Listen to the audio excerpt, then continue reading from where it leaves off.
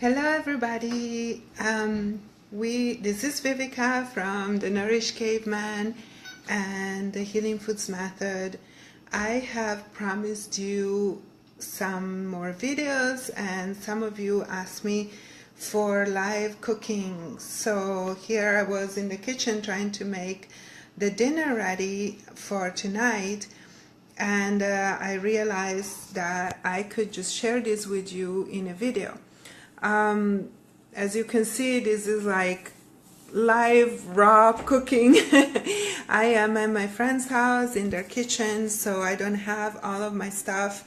I just went to do some groceries yesterday, and I always try to share videos with you in this kind of impromptu situations when you're out of your own kitchen, of your own elements, so that to show you that it's kind of not that hard to fix a good meal for yourself and sometimes even for your friends. So what I'm making today is a cashew chicken curry. My friend was making cashew cheese and she had a bunch of soaked cashews left over.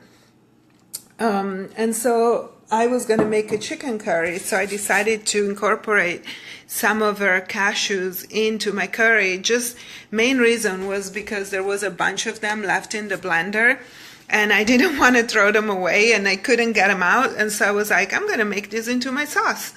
And so I quickly went into my Fitness Pal. I put all my macros together for my ingredients to make sure that it was not going to be too high carb for my Keto Paleo standards. And it turned out to be quite okay. So I'm going to show you what I'm going to use. So here is my chicken. By the way, I am in Oregon, in a place where you cannot find a lot of good quality ingredients. So this was the best chicken I can find. No farmer's market here. It's just a standard organic chicken, and it didn't even have skin on the thighs. I was kind of sad. I bought a whole chicken last week to make in the oven, and I got tired of roasted chicken, so I got these chicken thighs. So then, same store, and this store is called Fred Meyer's. It's just a regular local store, but they have a pretty good selection of organic stuff, and it's not even that much more expensive. So that shows you that even out here in the boonies in Oregon, we can still get organic ingredients, and you just have to maybe go look for them a little better, but here they are. So organic coconut milk, of course, full fat coconut milk. And then I got this pre-made Thai sauce because I couldn't find my usual fresh Thai ingredients. And this one, yes, it's mostly carbs, but it's a pretty good quality and you don't need a lot. And no, this one is not organic. It's really hard to find organic ingredients that are, Thai cooking ingredients. So usually I make my own from scratch. In fact, I have a really nice recipe on my upcoming cookbook for the green curry sauce, which I love, and I make in batches, and then I keep it either frozen or in the fridge. Then, coconut oil from Costco, nothing fancy, but it's extra virgin and organic at least. And then I have these bulk food organic cashews. So here I'm going to turn the camera and we're going to get going. I'm not going to keep you for the whole thing, but I'm just going to give you some instructions. Let's see, how do we do this?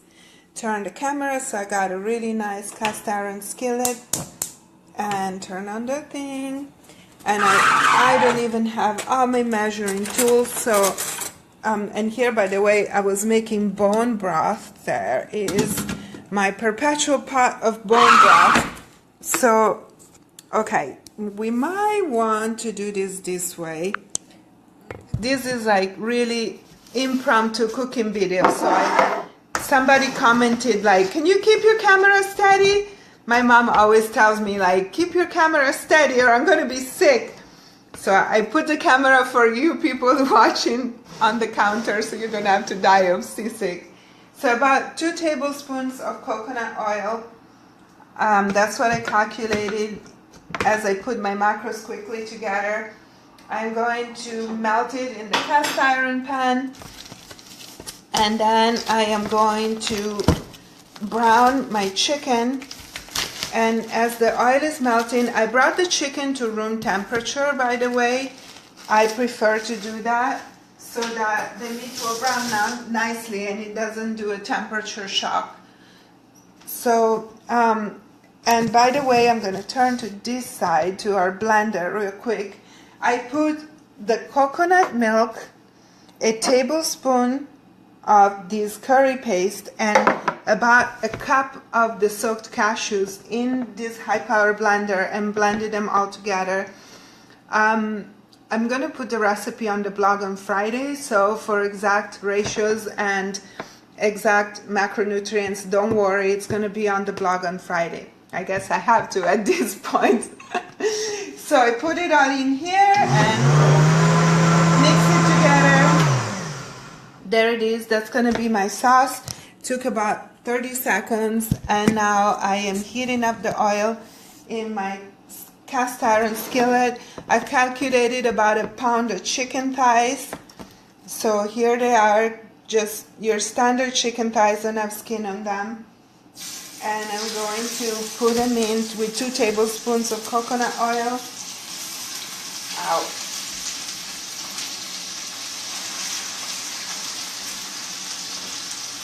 And there is a bit more than a pound in what I'm doing right now, just to let you know, but I want to make all this so that it doesn't just sit around in the fridge. So the recipe calculates for 1 pound, and it's gonna be probably 4 to 6 servings. Depending, on your daily calories, you can calculate your recipes, either make bigger servings or smaller servings, which is usually better, and then you can have more than 1 serving if you can.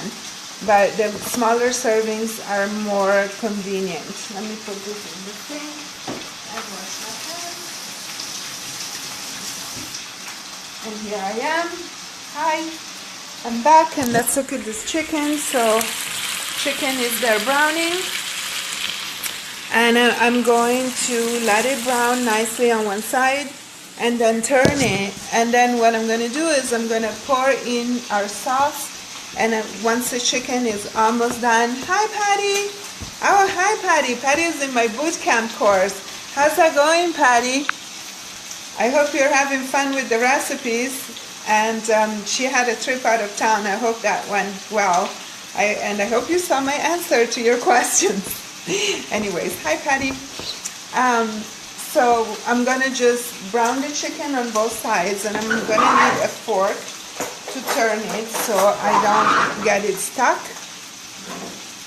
And I hope you guys can see me. It's not quite brown yet. This is my power burner. This one. I want the chicken to get a nice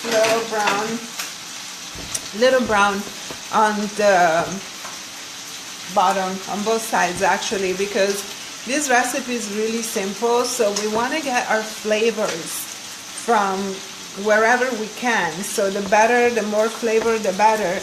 And so when the chicken browns a little bit, instead of having that nasty boiled chicken flavor, then we're gonna have this nice brown caramelized flavor in the curry. And the whole house smells like coconut oil. It smells really good, and chicken with coconut oil already says curry to me. So let's turn the chicken. And I'm going to show you afterwards. There it is.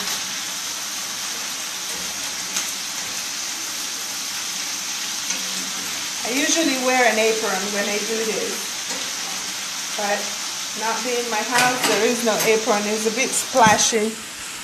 And there it is. Where is it? I don't know if you can see, the chicken is starting to turn brown. So we let it cook about 5 minutes, just so it gets like that nice seared outside as well. And that's really important. If you want to keep the juices in, you want to keep the meat tender. So instead of letting it just boil in the liquid, it's searing with high heat in the fat, in the coconut oil. We're going to sear in the juices so the chicken, once it's cooked in the curry, it stays tender. Another option to make your life even easier, if you wanted to, you could have sliced the chicken thighs into little pieces so that afterwards you don't even have to bother cutting them, they're already ready. So I'm going to let this happen, same thing on the other side. It's still going to be raw in the middle, and let's see, maybe I move you guys right here closer to the chicken. And the middle is still going to be raw, but the outside is going to have that nice seal.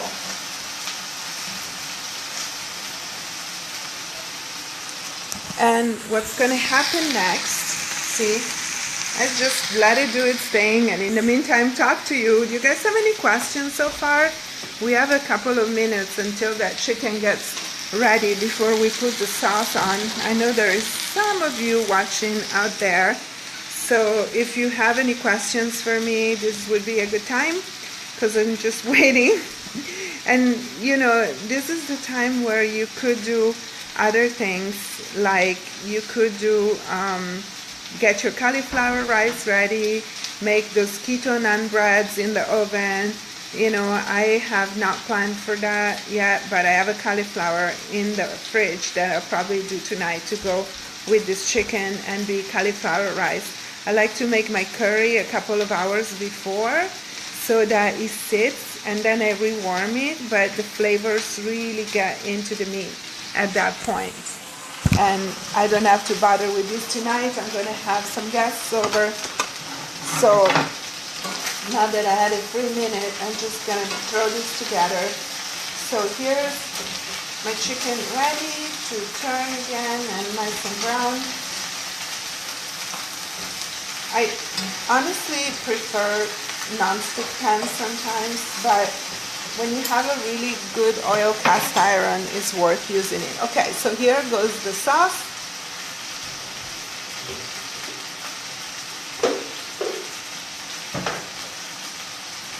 It's from my blender, and I'm going to slowly pour it in. All of it. So I use the whole can of coconut milk. And now I'm going to lower it to a simmer. And look at this. Oh, sorry, I am not the best as a Steadicam, but there it is. So I'm going to mix it well, and now I'm going to let it simmer here for about 20-30 minutes, just until the chicken is done inside, but not overcooked, okay? So you want your chicken done, of course, all the way through, but you don't want to cook it too much so it turns into like that nasty leathery stuff.